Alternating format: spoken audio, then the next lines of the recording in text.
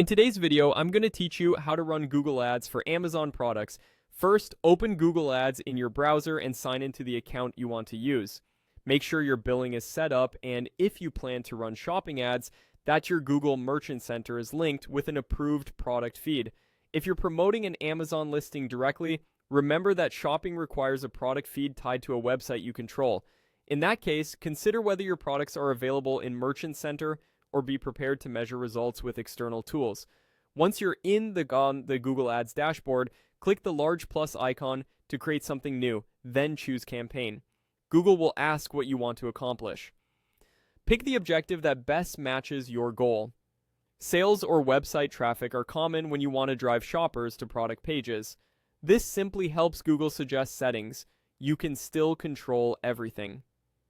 Click Continue, and you'll see conversion goals. Use the goals that actually represent success for you. If you sell on your own site, select purchase or online sales. If you're sending traffic to Amazon, direct conversion tracking inside Google Ads isn't available, so you can keep click-based goals here and evaluate sales using your Amazon reporting or attribution tools. The key is to avoid optimizing to a goal you can't reliably measure. Next, select a campaign type. Choose shopping to use your product feed and show rich product listings with images and prices across Google surfaces. Then, click shopping to confirm. Google will prompt you to add products to this campaign.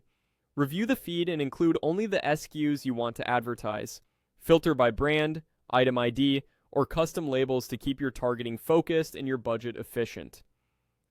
Give your campaign a clear name that reflects the products and strategy, for example, brand, category, shopping.